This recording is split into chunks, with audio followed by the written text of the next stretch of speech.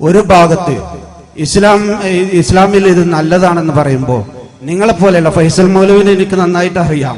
ലോകത്ത് ഇതുവരെ ആരും പറയാത്ത റക്കീബ് അത്തീത് കേൾക്കുമല്ലതൊക്കെ അറിയാലോ. നിങ്ങളെ പോലെയുള്ള ഒരു മറ്റേ ഭാഗത്ത് ഇങ്ങനെ ഒരു വാദവും പറയുമ്പോ ബുദ്ധിയുള്ള ഒരു മനുഷ്യൻ ഏത് സ്വീകരിക്കാം? അത് ബുദ്ധിയുള്ള തീരുമാനിച്ചോളും, ബുദ്ധിയുള്ള മനുഷ്യന്മാർ തീരുമാനിച്ചോളും. ഇത്രയും കേട്ടല്ലോ എല്ലാവരും, ഈ കേട്ട ഒരുവിധം മനുഷ്യന്മാർക്കൊക്കെ ബുദ്ധിയുണ്ട്. അപ്പൊ അവര് തീരുമാനിച്ചോളും. ഇവിടെ ഫൈസൽ മൗലവിയും സുയൂത്തി അല്ല ഏറ്റുമുട്ടുന്നത്. നേരെ മറിച്ച് അള്ളാഹുവിന്റെ റസൂലും സഹാബത്തും താബിഈനും ഒരു ഭാഗത്ത്, അപ്പുറത്തെ സുയൂത്തി, അതിൽ ഏത് വേണം എന്ന് തീരുമാനിക്കാൻ മാത്രം ബുദ്ധി എല്ലാവർക്കും ഉണ്ട്, ഏതാനും ചിലർക്കൊഴികെ. നമ്മൾ അവസാനത്തെ ചോദ്യം കൊടുത്ത് അവസാനിപ്പിക്കേണ്ടി വരും. നമ്മുടെ നിയമപാലകന്മാർ അനുഭവിച്ച സമയം 10 മണിയാണ്, അത് കഴിഞ്ഞിട്ടുണ്ട്. നേരത്തെ ആരോ കുട്ടിയുടെ സംവാദത്തിനൊക്കെ വേണ്ടി പോയിരുന്നു, ഇതിനെ ഒന്ന് കണ്ടില്ല. അത് കഴിഞ്ഞ് നമ്മൾ ഉസ്താദിന് ഒരു ചാൻസ് കൊടുത്താൽ നമുക്ക് ഉസ്താദിന് കാത്തുന്നല്ലോ, ഒരു അവസരങ്ങൾ കൊടുക്കാം നമുക്ക്. ഇൻഷാ അല്ലാഹ് ചോദിച്ചോ, സമയം വേണ്ട, ചോദിച്ചോളി.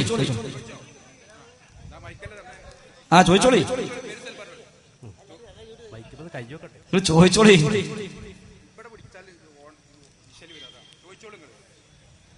നബി സല്ലല്ലാഹു അലൈഹി വസല്ലം തങ്ങളുടെ മുമ്പുള്ള പ്രവാചകന്മാര് നബി സല്ലല്ലാഹു അലൈഹി വസല്ലം തങ്ങളുടെ ജന്മദിനം ആഘോഷിച്ചിട്ടില്ല എന്ന് ആ ഫസ്റ്റ് പ്രസംഗിച്ച ആള് പറഞ്ഞു. അതിന് തെളിവ് തിരിച്ചാണ് പറഞ്ഞതല്ല, തിരിച്ചാണ് പറഞ്ഞത്. മുമ്പ് കഴിഞ്ഞ അമ്പിയാക്കന്മാരുടെ ഒരാളുടെയും ജന്മദിനം നബിതങ്ങൾ ആഘോഷിച്ചിട്ടില്ല, അതാണ് പറഞ്ഞത്. മുമ്പ് ഒരുപാട് അമ്പിയാക്കന്മാർ കഴിഞ്ഞു പോയി, ആ ഒരൊറ്റ അമ്പിയാന്റെയും ജന്മദിനം റസൂലുള്ളാഹി സ്വല്ലല്ലാഹു അലൈഹി വസല്ലം ആഘോഷിച്ചിട്ടില്ല എന്നാണ് പറഞ്ഞത്.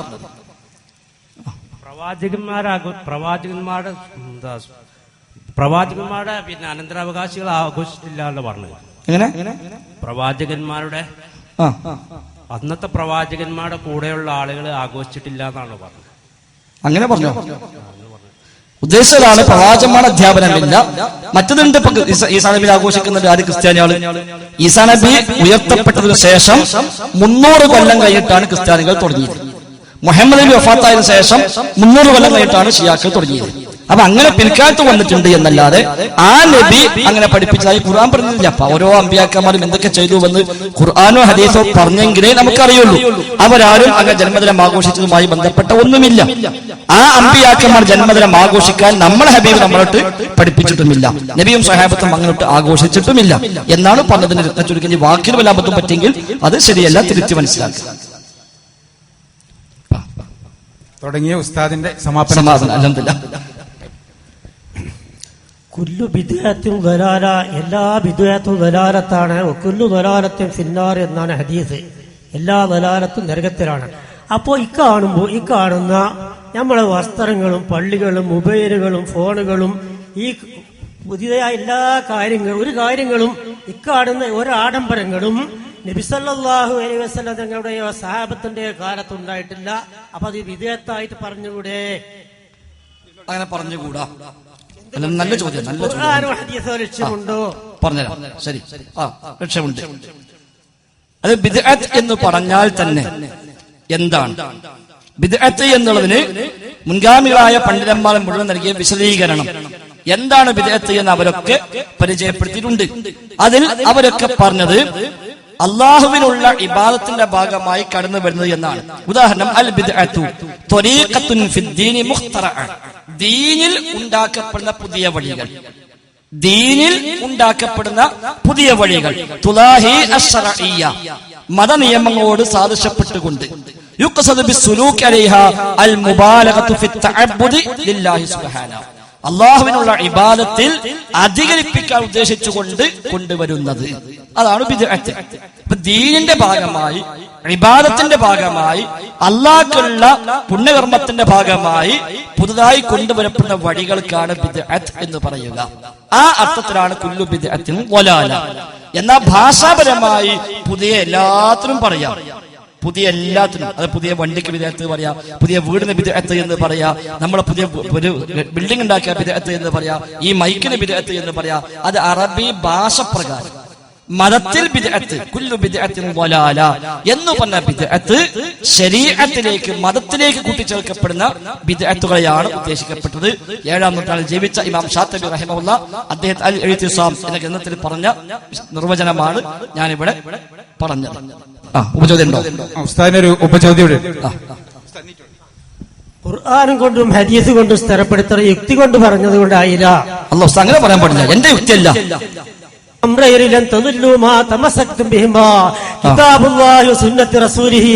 ഖുർആനും ഹദീസും ഞാൻ നിങ്ങൾക്ക് വെച്ചിട്ട് വന്നിരിക്കുന്നു, അത് രണ്ടും പിടിച്ചാൽ ഒരു കാലത്തും പിഴവ് സംഭവിക്കുകയില്ല എന്ന് പറഞ്ഞു. ഖുർആന്റെയും ഹദീസിന്റെയും അടിസ്ഥാനത്തിൽ മറുപടി പറയണം, യുക്തി കൊണ്ടല്ല. യുക്തി പറഞ്ഞിട്ടില്ലല്ലോ. ഇമാം ഷാഫി ഹദീസ് പ്രകാരം പറഞ്ഞതാണ് പറഞ്ഞത്, എന്റെ വക പറഞ്ഞിട്ടില്ല. നബിതങ്ങൾ പറഞ്ഞാണ്ട് കുല്ലു ബിദ്അത്തിൻ ളലാല, എല്ലാ ബിദ്അത്തും ളലാലത്താണ്. എന്താ ബിദ്അത്ത്?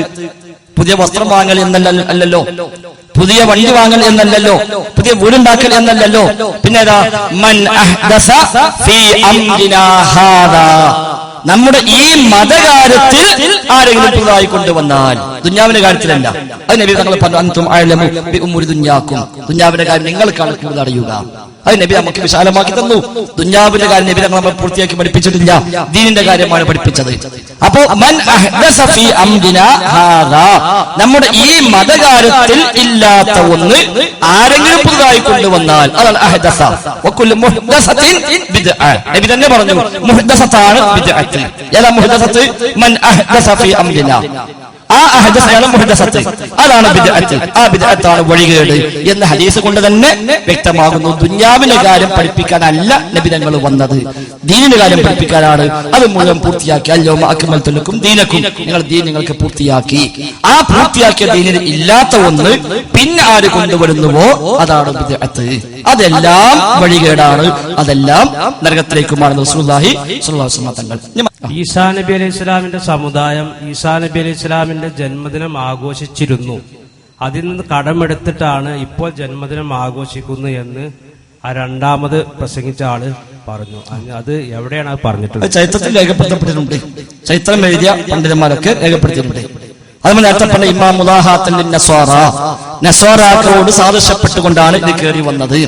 നബിയും പറഞ്ഞു, ലതത്തബിഉന്ന സുനന മൻ കാന ഖബ്ലകും ശിബ്റൻ ബിശിബ്രിൻ വദിറാഅൻ ബിദിറാഇ. ഏത് പുസ്തകത്തിലാണ് ആ ചരിത്രം പറഞ്ഞുതരാം. ലതത്തബിഉന്ന സുനന മൻ കാന ഖബ്ലകും, നിങ്ങളെ മുൻഗാമികളുടെ വഴികളെ ചാണിന് ചാണായി മുഴത്തിന് മുഴമായി നിങ്ങൾ പിൻപറ്റും. അവർ ഒരു ഉടുമ്പിന്റെ മാളത്തിൽ പ്രവേശിച്ചാൽ നിങ്ങളും അവരെ പിന്നാലെ പോകും. ആരെയാണ് നബി ഉദ്ദേശിച്ചത് എന്ന് ചോദിച്ചപ്പോൾ യഹൂദ് വന്നസ്വാറ, ജൂത ക്രിസ്ത്യാനികളെ എന്നാണ് പറഞ്ഞത്. അപ്പൊ ജൂത ക്രിസ്ത്യാനികളുടെ വഴിയിലേക്ക് ഈ ഉമ്മത്ത് പോകുമെന്ന് റസൂലുള്ളാഹി സ്വല്ലല്ലാഹു അലൈഹി വസല്ലം തങ്ങൾ പറയുന്നു. ഉബൈദിയ്യ ഭരണകൂടത്തിന്റെ ചരിത്രം, ഫാത്തിമിയ ഭരണകൂടത്തിന്റെ ചരിത്രം, അവർ ഈദ് മിലാദ് ആരംഭിച്ചത് നേരത്തെ വിശദീകരിച്ചു. ഇവിടെ സീറു അലാമിൻ നുബലയിൽ ഇമാം ഹാഫിദുൽ ദഹബി റഹിമഹുല്ലാഹ് അവരുടെ ചരിത്രം, അവരുടെ ഭരണ പരിഷ്കാരങ്ങൾ എല്ലാം വിശദമായി പറയുന്നു.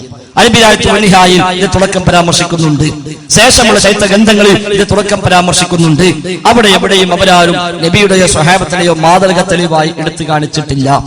നേരത്തെ ഞാൻ വായിച്ച ഉടനെ ശൈഖ് ഇബ്നു തൈമിയ്യയുടെ ഇഖ്തിലാഫ് സിറാത്തുൽ മുസ്തഖീം അവിടെ വ്യക്തമായി തന്നെ പറഞ്ഞു, മുലാഹാത്തൽ നസ്വാറ, നസ്വാറാക്കളോട് സാദൃശ്യപ്പെട്ടുകൊണ്ട് എന്നാണ് പറഞ്ഞത്. അപ്പൊ അതിൽ നിന്ന് കടമെടുത്തതാണ്. ഇനി അത് ചരിത്രത്തിൽ ഉണ്ടെങ്കിലും ഇല്ലെങ്കിലും മുസ്ലിമീങ്ങൾക്ക് സ്വഹാബികളുടെ മാതൃകയിൽ നിന്ന് എടുക്കാൻ ഏതായിരുന്നില്ല, താപഴീകളെ മാതൃകയൊന്നും ഇല്ല.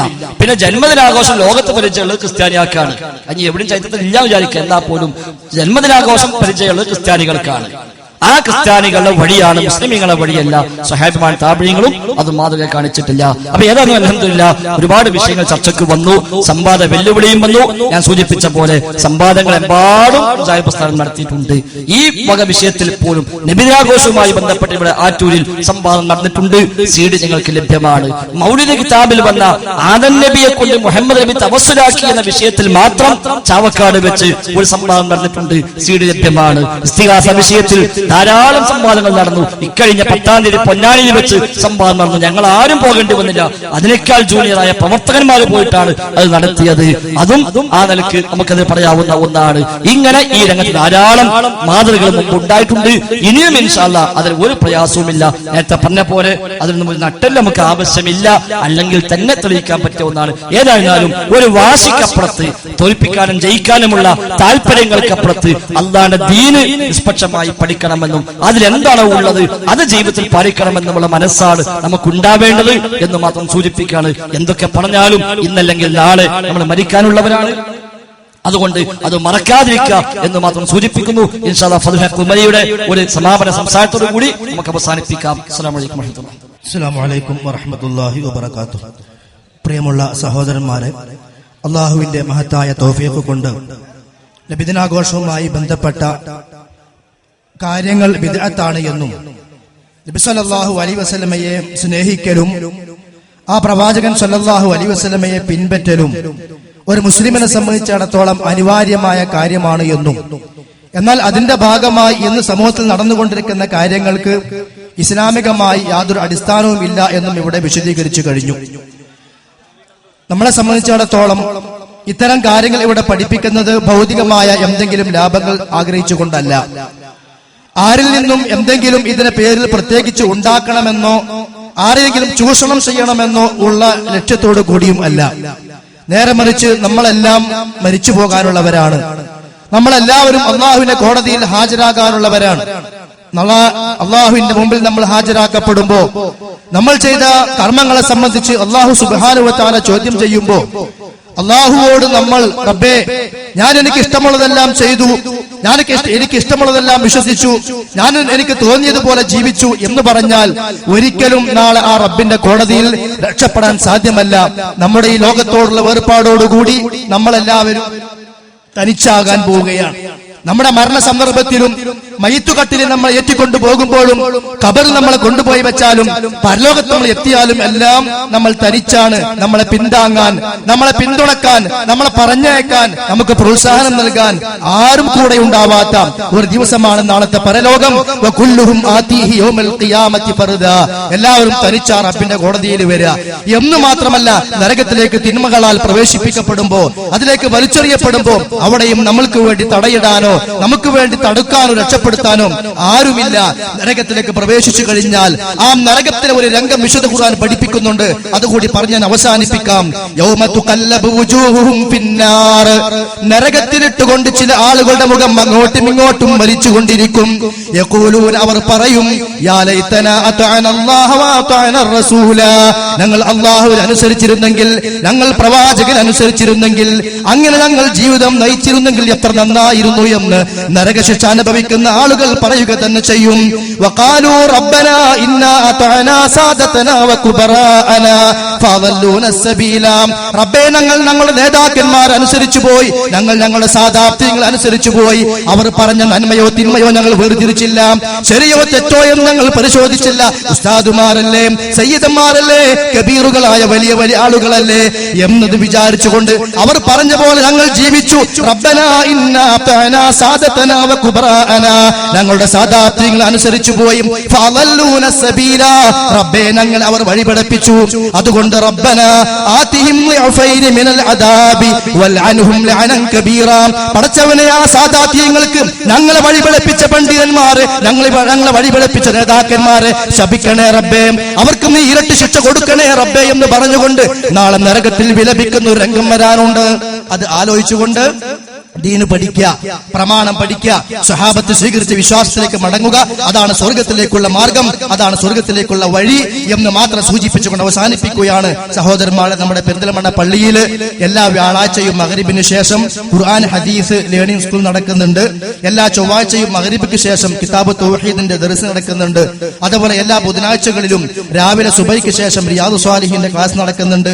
ക്ലാസുകളിൽ പങ്കെടുക്കുക, അറിവ് നേടുക, ഈമാൻ വർദ്ധിപ്പിക്കുക.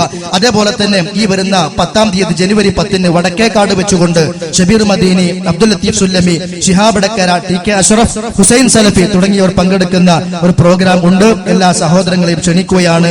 ഈ വരുന്ന ഡിസംബർ 27-ന് ഹുസൈൻ സലഫിയുടെ പ്രഭാഷണം കരുവാരക്കുണ്ടിൽ നടക്കുന്നുണ്ട്.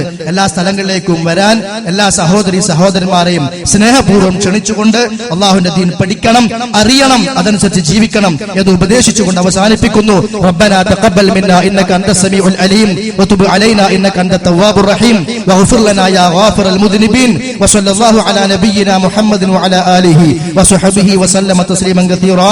വസ്സലാമു അലൈക്കും വറഹ്മത്തുള്ളാഹി